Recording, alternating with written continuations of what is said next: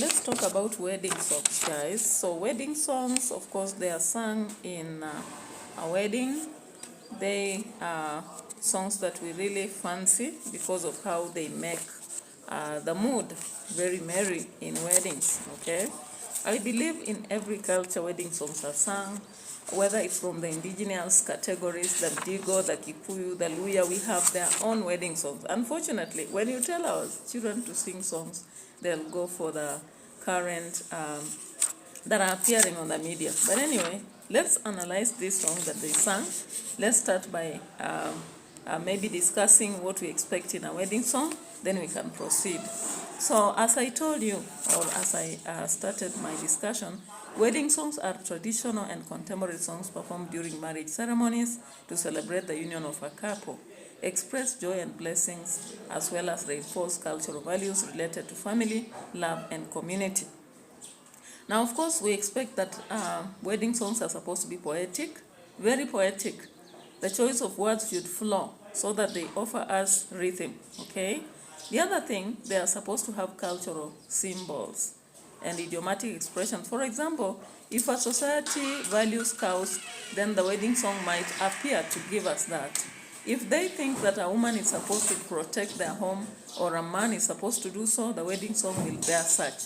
If they are supposed to commit to unity and love for the newlyweds, or maybe the respect expected, they'll have to bear such words. Wedding songs normally have call and response. Most times it is supposed to have a group singing. More so, you will find that they are women. But currently, of course, in contemporary times, men also participate a lot in weddings. We will also have a tone that is celebratory and a celebratory tone that is offering us hope and joy. You hardly can go to a wedding. In fact, it will be a tall order to find a wedding whereby people are mourning while they sing, unless you don't want to bless that family. Wedding songs express a very heavy emotional language, so they'll kind of show how one is living youth. You know, there is that time you are a girl, now you're going to be a woman. You have been a boy, free roaming all over the place, now you're going to be tied on to one woman, and therefore they express those emotional aspects. And of course, they have to suggest that transition in somebody's life. So the features of wedding song, I'm going to repeat them very quickly. They offer moral guidance. They will have to suggest that a woman should focus on family and build it, so is a man. They'll have emotional language where they are carrying joy, blessing, gratitude, and transition into marriage life. And therefore, this will make someone even to cry, some to laugh, some to smile. There is call and response. So we expect that there is a group singing a certain part, then others are responding. So it's rare. A wedding song, you'll not find one person singing. Even if it's a contemporary one recorded, you'll find that someone has to get a group to sing with. Then it carries cultural symbols, as I've told you. Cultural symbols may be to do with the bearing of children, may be to do with bedroom matters, which will not be exposed as such overtly, but they'll be covered in some symbols. Of course, it will talk about the gift that mothers receive or fathers from marriage. That's cows or whatever. They also have poetic language, because remember, we write poems before they become songs. So you have to create a song that is enriched with a language that is poetic, flowing with rhythm, onomatopoeia, consonants, assonance, alliteration, and so many other styles that we know in poems. So you will find exaggeration a bit in it, like the beauty of the bride and the handsomeness of the bridegroom. They'll be exaggerated. You know, even marriage itself will be given a very high hierarchy, as if you are attending, you'll feel like I should be wedding tomorrow. But not from the reality, because of course we know marriages are not a bed of roses. But in weddings, they are made to look like they are something from heaven, right? The other aspect of wedding songs, of course, you'll find the themes focus on love, unity, motherhood, protecting a family and such topics, commitment, harmony, yeah. So they'll also have refrains and repetition.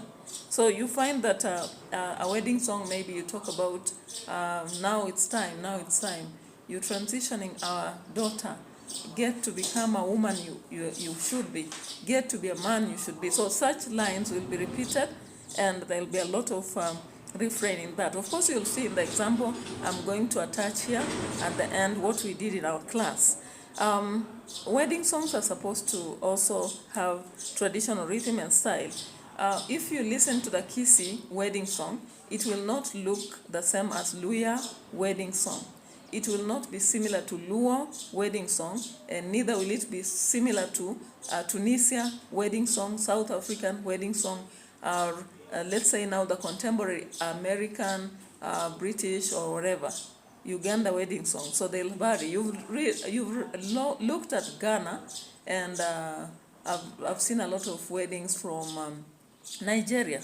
They have their own traditional rhythm, the chants and vocal styles. We have those who are very high, those who are low, those who are, those different aspects. The other aspect in wedding songs, they are supposed to have expression, very expressive delivery. Remember, it's a serious occasion. People are transitioning from single life to a tied life. So they are supposed to be taught that this is a transition that they should consider seriously, that they are now going to be expected to take care of a society, not just themselves, The other aspect of wedding songs, they demonstrate variable moods. At some point, we have some mourning because we are losing, if it is youth, to a mother or a father. You are going to lose that freedom of being free to being tied to someone. So the tone will actually be a mix of respect to the joy, to some solemn mood, festive, that mixture. The other aspect, wedding songs are supposed to have playful exchange or light-hearted exchanges from groups. The bride and bridegroom and kind of teasing each other, asking whether the whatever they are giving is worth, whether they are going to take care of this girl as she was taken care of by the family, whether the wife is going to really take care of the husband as he has been taken care of by the mother. So there is that playful exchange. Now let's move to functions, guys. The functions of wedding songs, of course, as any other song, is to entertain. The audience are going to attend this wedding. We are not going to just sit and eat. We are going to enjoy the songs, the dancing, so they should be very entertaining. They entertain the audience. Another function is to bless and offer goodwill. If you are not coming to a wedding with a goodwill, you shouldn't attend. If you are an ex, for example, don't go to the wedding. In fact, I have heard a lot of memes where people are saying, rice, I must eat it. But guys, I know you will always have that feeling like, why not me? So don't go and attend this wedding if you are an ex, because, hey, you will be crying as people are blessing, and it will not be suitable for that kind of a ceremony. So wedding songs bless and offer goodwill, and you are wishing happiness for this couple. They also offer cultural preservation. You'll find a lot of oral traditions. We've had wine being served, people trying to cut the cake and say, let's see if this woman can serve. Let's now see whether the man can protect, all those. So the cultural preservation is conducted here. The fact that you should respect the relatives of your wife and relatives of your husband are normally shared in the wedding and the songs. The song is supposed to also praise the bride and the couple for deciding to transition to this situation which will bear fruit for the community. They also praise the bride for the beauty and bridegroom for the choice they have made.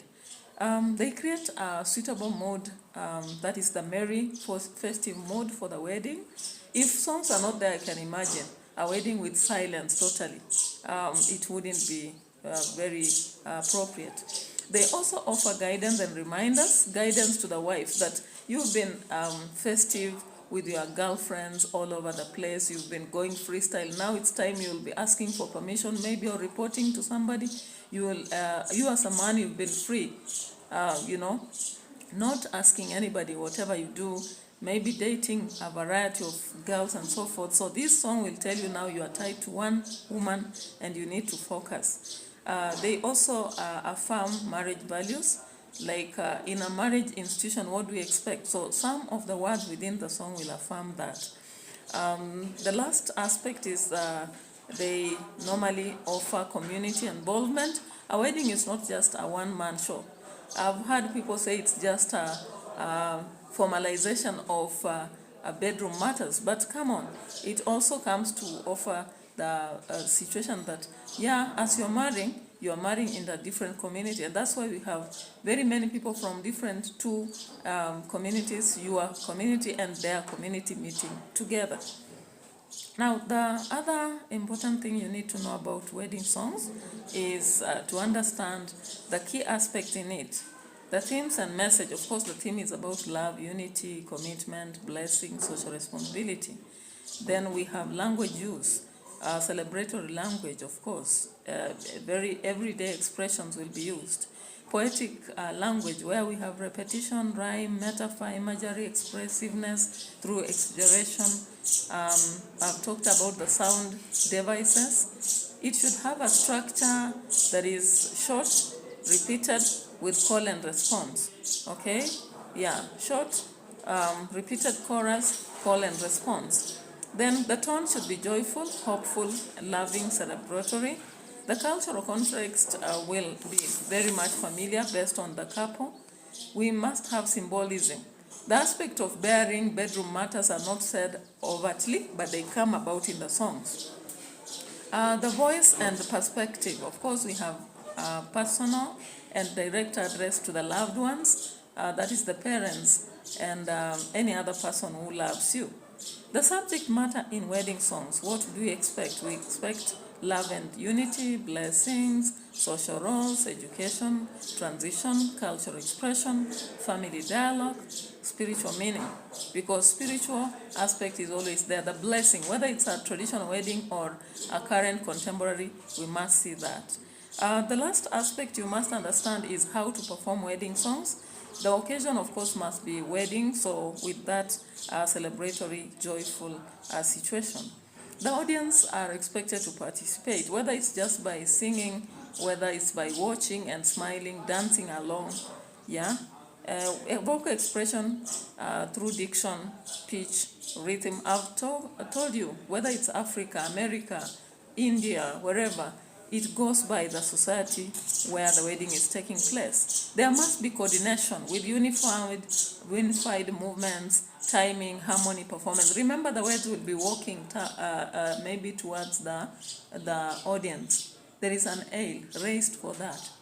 So we expect the dances. That's why we normally see people practicing before the wedding itself, so that there is that harmony, coordination, okay?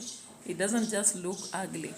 The cultural cues, of course, we'll see costumes. The Kikuyu people in wedding, you'll see the brown colors adorned with those beads. You see the Luos, they have a specific adornment that will be used. The Luya, differently. And the Kamba will have all the same, different ones. The last aspect is participation. You will see people clapping, singing, dancing. All right, guys, so you watch the song above and comment. I'll expect your contribution to this. Bye-bye. Good morning, class. Good morning. I go by the name Jerry. Go by the name Kate. Her name is Liz Wangari. And we are going to sing a wedding song. Our title is Sweetie Sweetie.